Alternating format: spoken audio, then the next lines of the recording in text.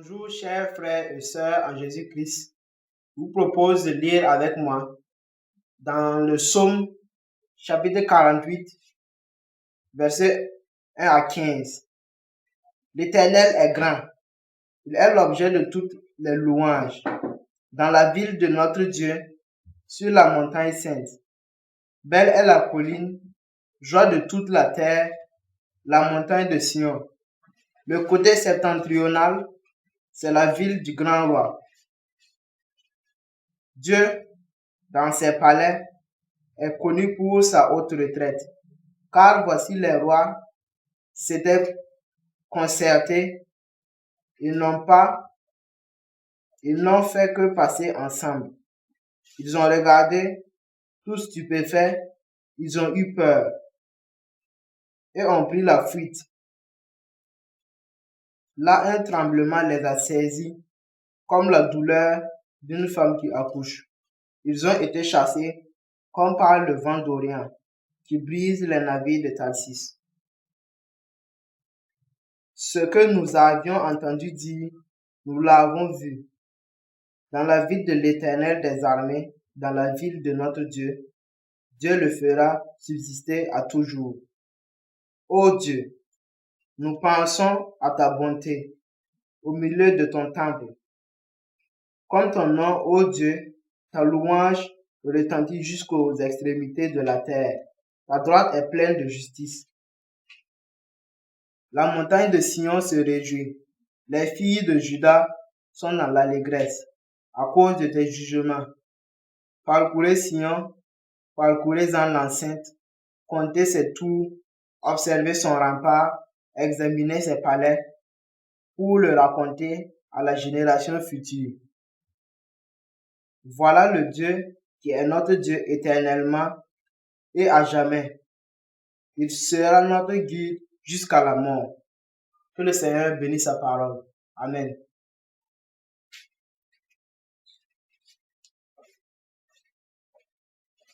Bonjour, chers frères et sœurs en Jésus-Christ, chers amis, chers internautes, que le Seigneur vous bénisse.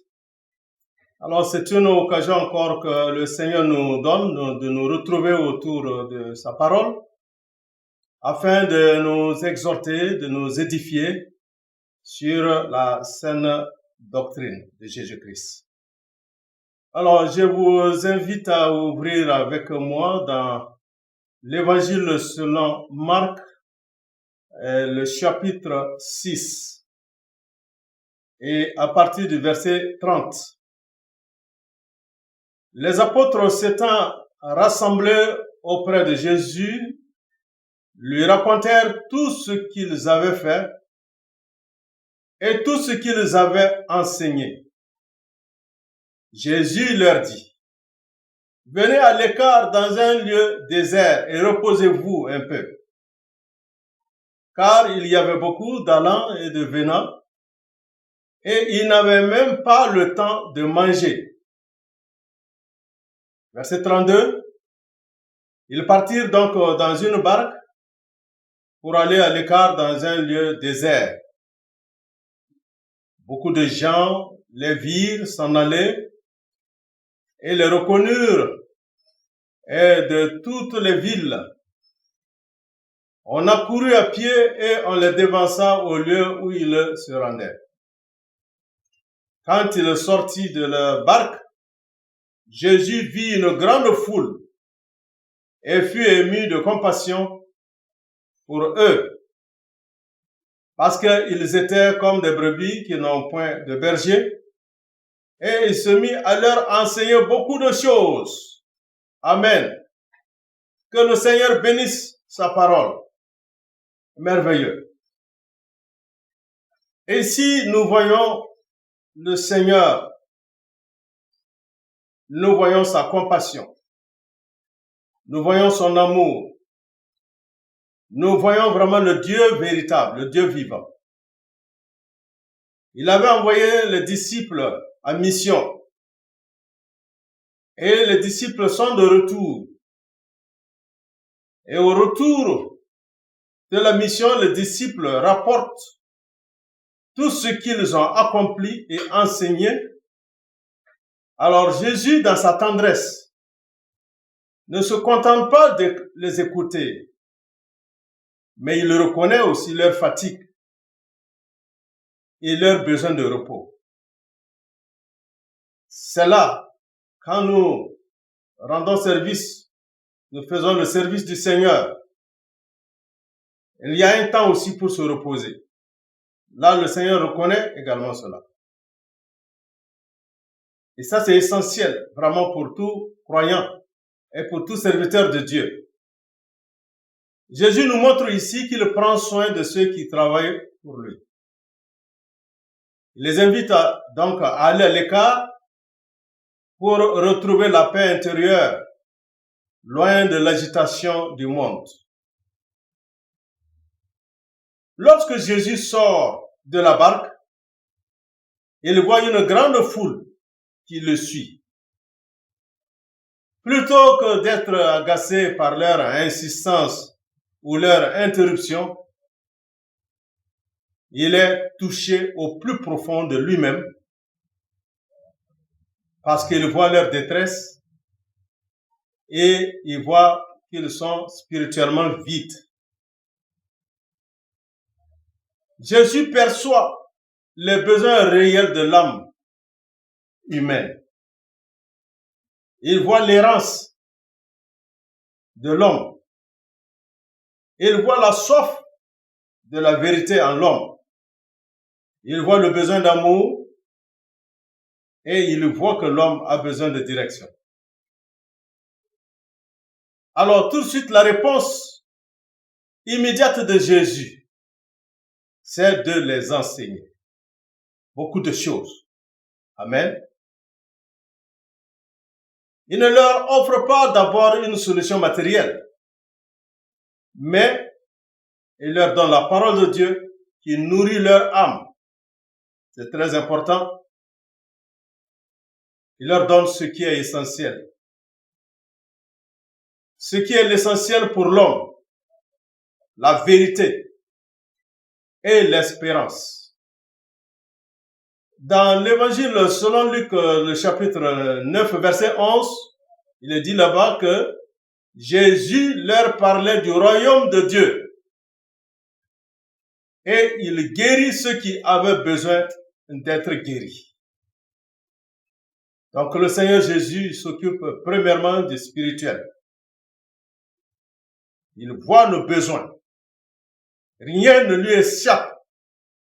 Il connaît également les détresses visibles et invisibles. Et il nous guide surtout avec amour. Il ne nous dirige pas avec dureté, mais avec douceur et patience. Il nourrit nos âmes par ses enseignements. Il donne la vérité qui éclaire et la vie qui transforme. Jésus protège. Comme un bon berger protège ses brebis, Jésus nous garde du mal et nous ramène quand nous sommes égarés. Il est le bon berger, comme le dit Jean 10, verset 11, et il donne sa vie pour ses brebis.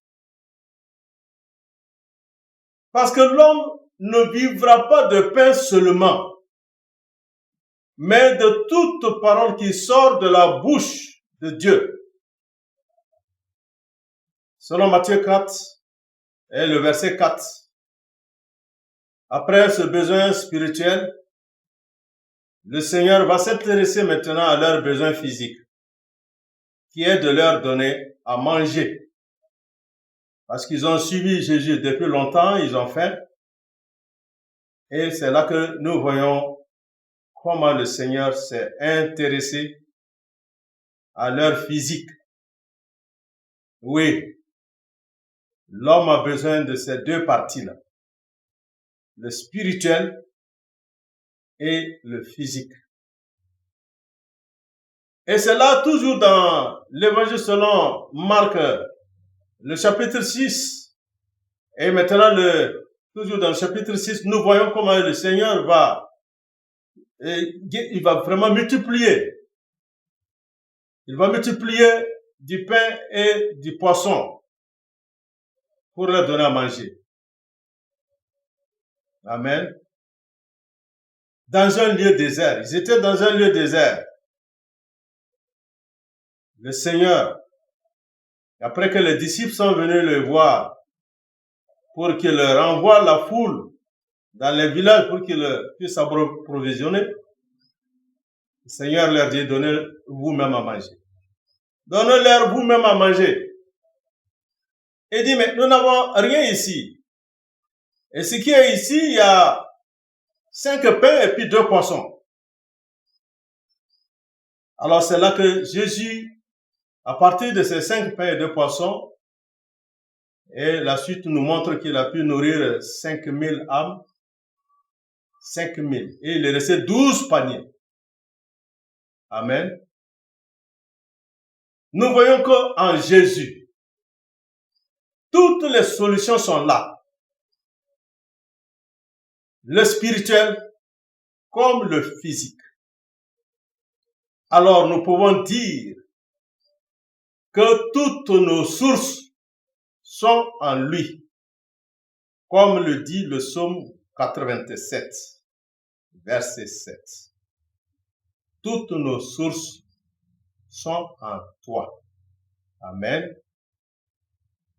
Tout est en Jésus-Christ. Le Père a tout mis en Jésus. Et c'est là qui nous interpelle ce matin. Bien-aimés frères et sœurs, chers amis, chers internautes, toutes nos sources sont en Jésus.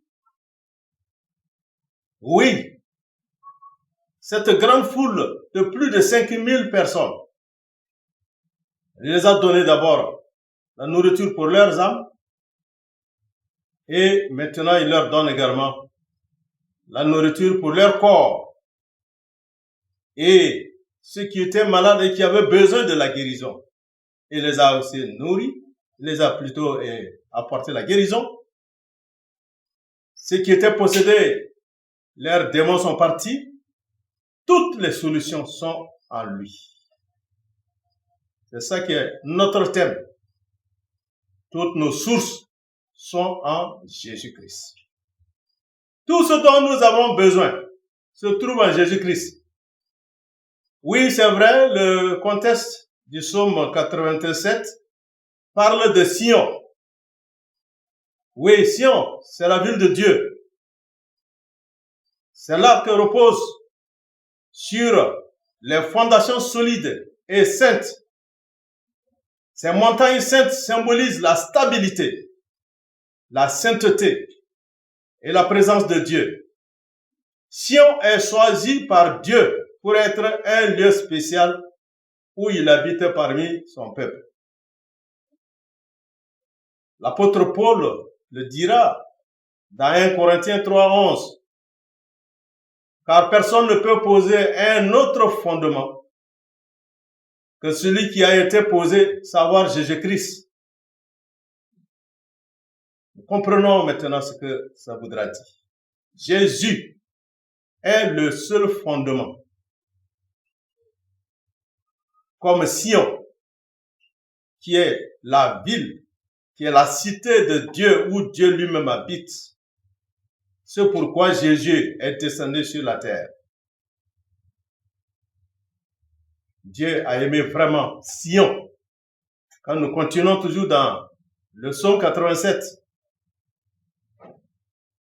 Amen. L'Éternel aime les portes de Sion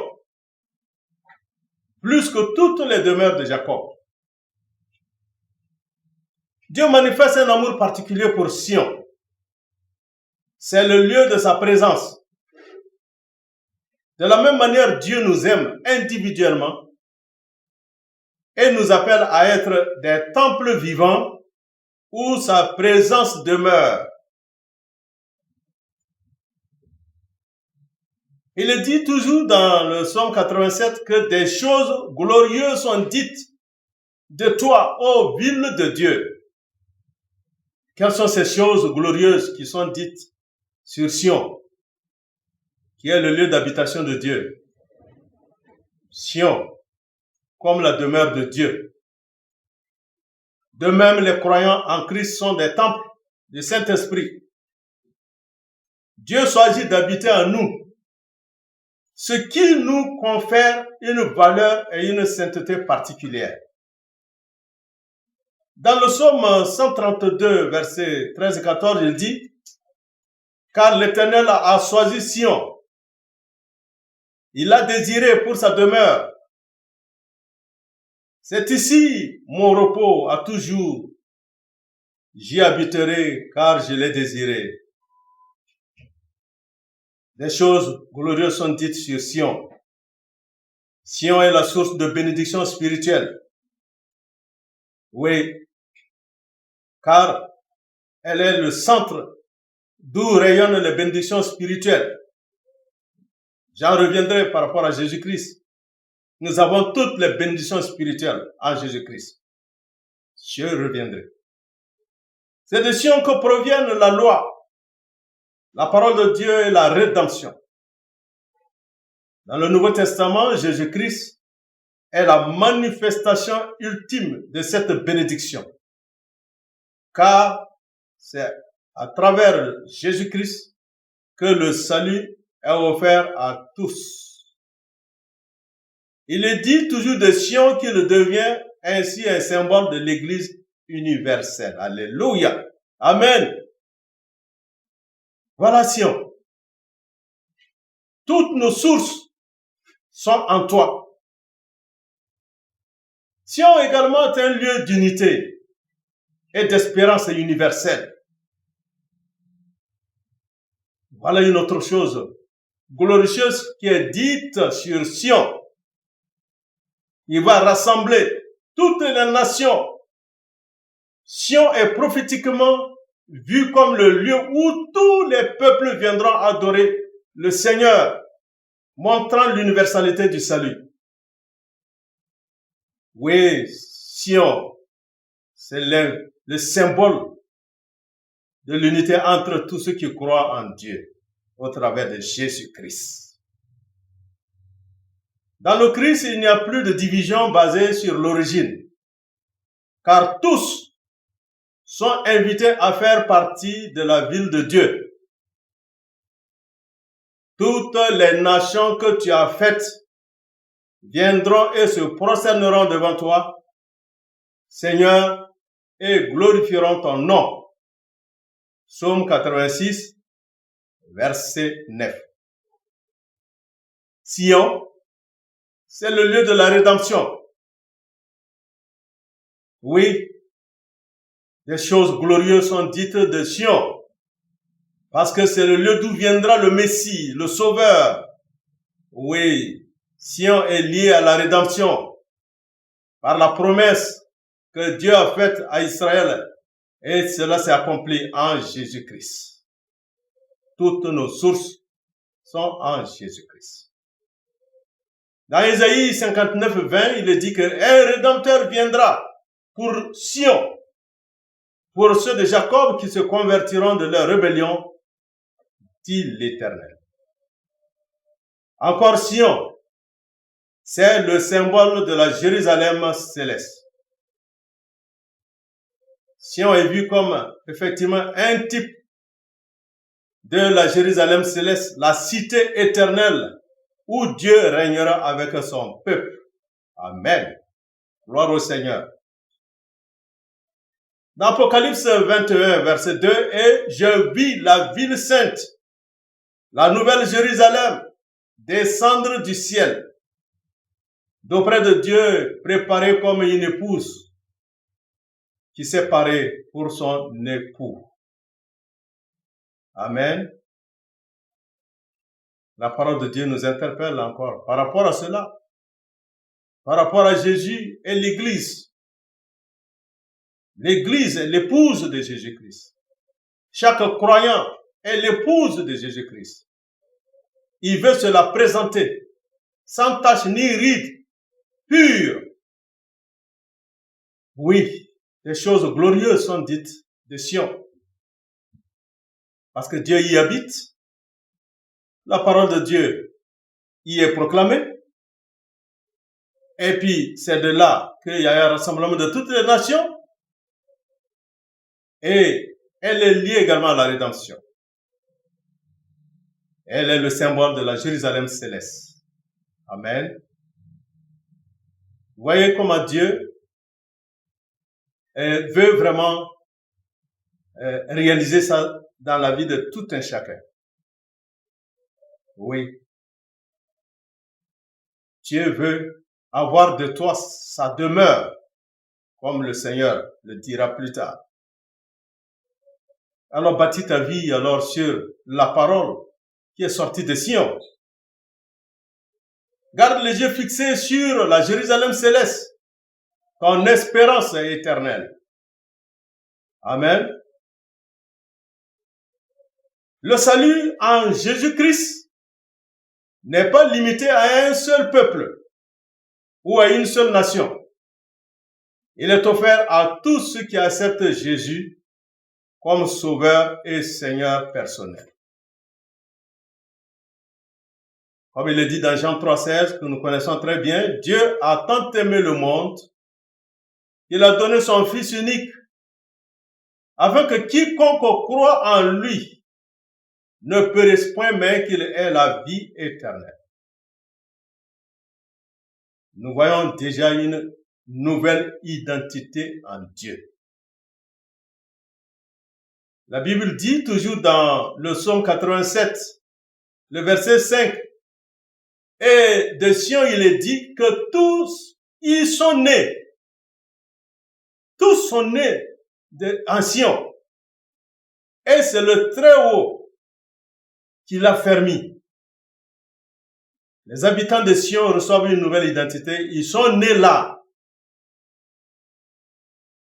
Non pas par la naissance physique, mais par un choix spirituel. Être né à Sion signifie appartenir à Dieu et à son royaume éternel. En Christ, nous recevons une nouvelle identité spirituelle. Nous ne sommes plus définis par nos origines terrestres, mais par notre appartenance à la famille de Dieu. Amen. Si quelqu'un est en Christ, il est une nouvelle créature. Les choses anciennes sont passées. Voici, toutes choses sont devenues nouvelles. 2 Corinthiens 5, le verset 17. C'est cela qui fait la joie. Dans le psaume 87, verset 7. C'est ça qui faisait la joie. Et ils disent que ceux qui chantent et ceux qui dansent s'écrient, toutes nos sources sont en toi. Amen. Toutes mes sources sont en toi. Signifie que Dieu est leur seule source de vie, de bénédiction et de joie. Dieu est la source de tout ce dont nous avons besoin. La vie, la paix, l'espoir, la joie. Quand nous reconnaissons cela, nos vies deviennent un chant de louange et d'action de grâce. Amen. Tu me feras connaître le sentier de la vie. Il y a d'abondantes joies devant ta face, des délices éternelles à ta droite. Psaume 16, verset 11. Imaginez un peu la joie de ces gens que Jésus venait vraiment de leur donner la nourriture spirituelle et la nourriture physique. Imaginez leur joie dans un lieu désert. Oui, toutes mes sources sont en toi. Dieu comme source de vie. Amen.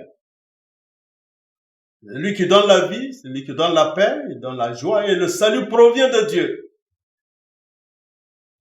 Jésus-Christ, il le dira dans Jean 4, verset 14. Oui, la source d'eau vive En Dieu, nous trouvons tout ce dont notre âme a besoin pour être satisfaite.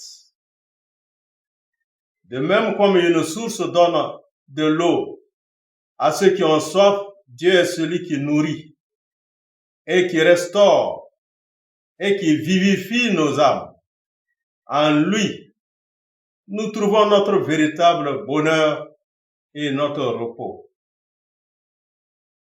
Car auprès de toi, Seigneur, est la source de la vie. Par ta lumière, nous voyons la lumière. Psaume 36, verset 10. Oui, il est la source de la joie éternelle. Amen. Notre relation avec Dieu est une source intarissable de vie et de bonheur.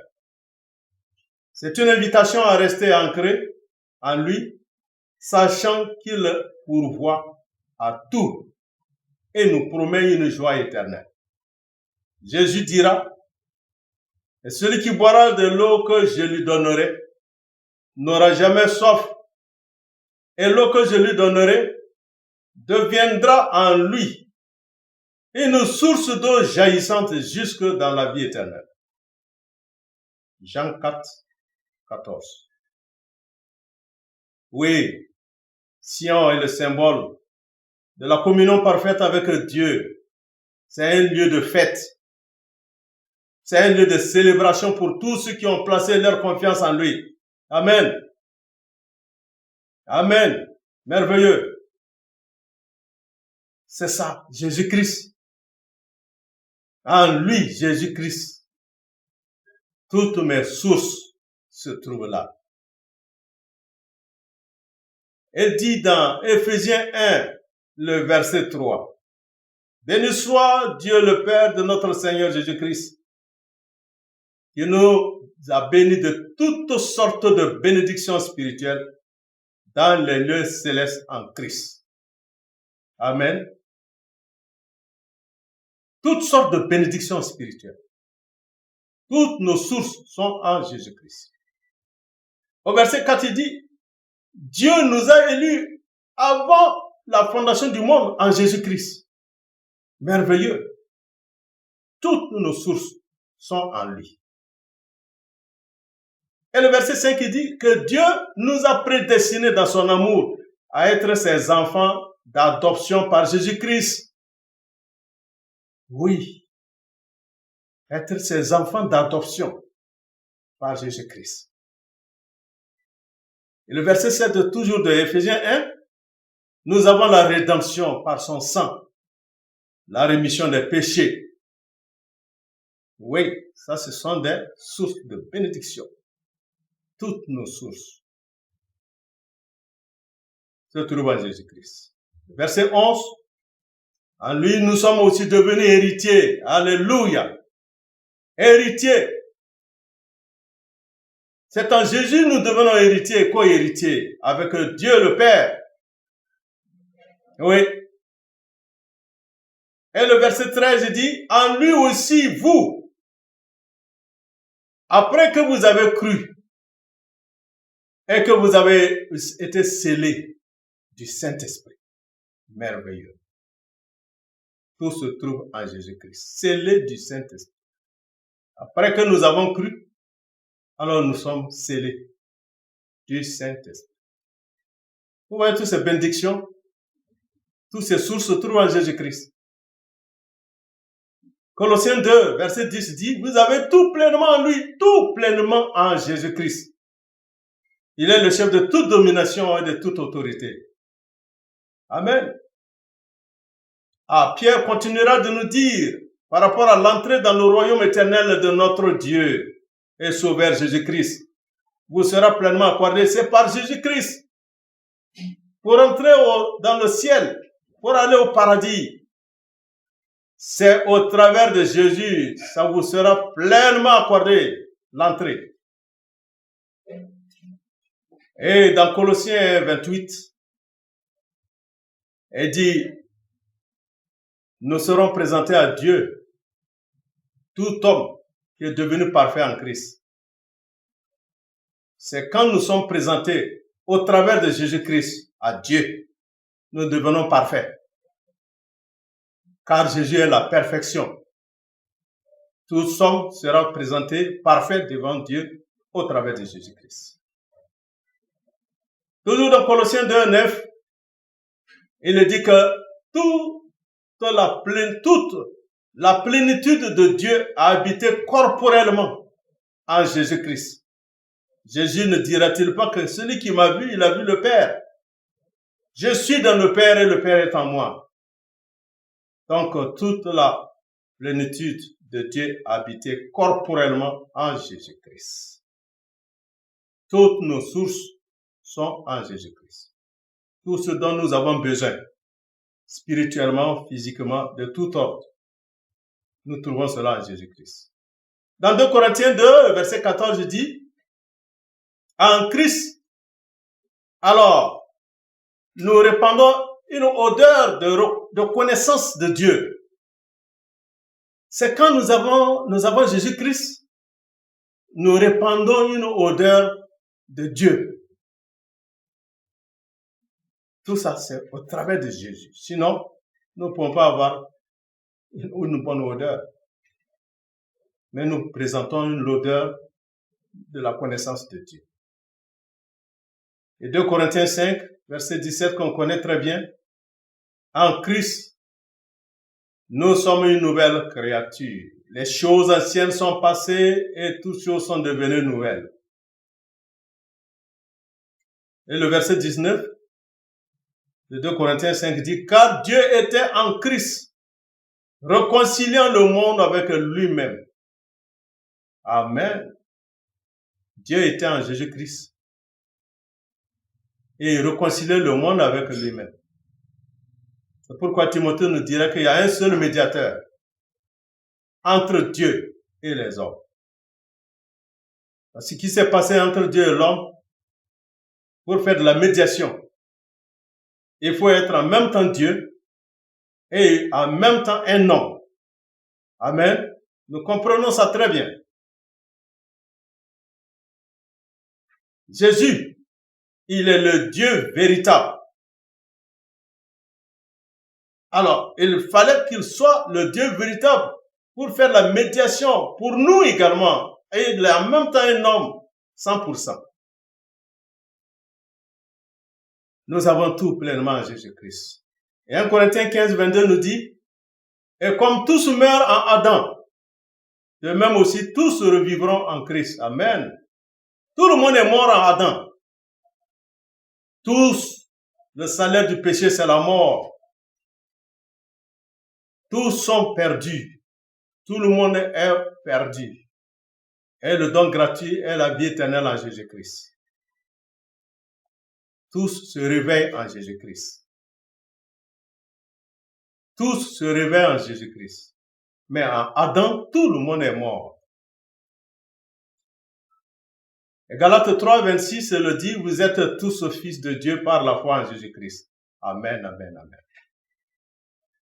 On est fils de Dieu par la foi en Jésus-Christ. Oui, nous nous réclamons maintenant fils de Dieu. Jésus est venu, il a gagné des frères, il a gagné des sœurs. Et il se les présente à son Père. Oui, bien-aimés frères et sœurs, en Jésus-Christ, chers amis et chers internautes, depuis que nous avons commencé, depuis Marc 16, nous comprenons maintenant qui est le Seigneur, ce Jésus-Christ-là. Il renferme tout. Toutes nos sources sont en lui. Il n'a pas repoussé les gens. Il n'a pas dit, mais je suis fatigué. Il n'a pas dit, mais je prends du temps avec mes disciples. Il n'a pas refoulé les gens. Toujours ému de compassion. Toutes nos sources sont en Jésus-Christ. Et c'est là qu'il s'est occupé d'abord de leur âme. Jésus s'occupe premièrement, comme il a dit, cherchez premièrement le royaume et la justice de Dieu, et tous choses vous seront donnés par-dessus. Il s'occupe premièrement de ton âme. Et ensuite viendra de tout ce dont tu as besoin. Amen. Toutes nos sources sont en Jésus-Christ. Il a tout pleinement accompli. J'imagine la joie de ces hommes, la joie de ces gens. Oui, dans un plein désert, 5000 personnes, ils ont mangé à satiété et il y a eu un reste. Qui d'autre peut faire cela si ce n'est pas Dieu lui-même? Si ce n'est pas Dieu lui-même, c'est lui qui a opéré cela. Et il opère toujours encore aujourd'hui. Et il opérera. Oui. Je parlais de Sion. L'habitation. Jésus a fait de nous son habitation pour pouvoir nous amener. Amen. Demeurons fermes. Laissons le Seigneur prendre le contrôle de notre vie. Laissons-le habiter pleinement dans nos cœurs, dans nos vies. C'est ta vie qui est sa demeure. N'envoie pas autre chose pour le déplaire. Ne commets pas le péché. Ne sois pas idolâtre pour le déplaire. Comme il a dit, n'attristez pas le Saint-Esprit. Il a envoyé son Saint-Esprit en toi et en chacun de nous. Voilà. Il a fait de toi la ville sainte, sa demeure. Cette épouse, comme il a dit, je bâtirai mon assemblée, les portes de séjour ne prévaudront point contre elle. Nous sommes l'église de Jésus-Christ. L'église de Jésus-Christ, c'est pas une maison. C'est ta vie. C'est la vie de tout un chacun. Oui, Jésus habite en nous, nous sommes son temple, nous sommes sa demeure. C'est là. Et si c'était le cas, c'est là que les chants s'élèvent. Ceux qui chantaient, ceux qui dansaient, ils disent quoi? Toutes mes sources sont en toi. Amen, amen. Vraiment, que le Seigneur bénisse sa parole, que le Seigneur soutienne la foi de tout un chacun. Demeurons vraiment dans ce Seigneur en qui rien ne manque. Tout ce dont nous avons besoin se trouve en Jésus-Christ. Ce que le monde ne peut pas nous donner, Jésus le donne et au-delà même. La vie éternelle, l'éternité, le ciel, son royaume. Il nous le donne. Nous sommes dans son royaume. Il reviendra bientôt. Il va demeurer avec nous. Il va nous amener chez lui. Il va demeurer avec nous. Et pour toujours. Dieu bénisse vraiment sa parole. Que le Seigneur vous bénisse. Et le Seigneur vous garde. Au nom du Seigneur Jésus-Christ. Amen.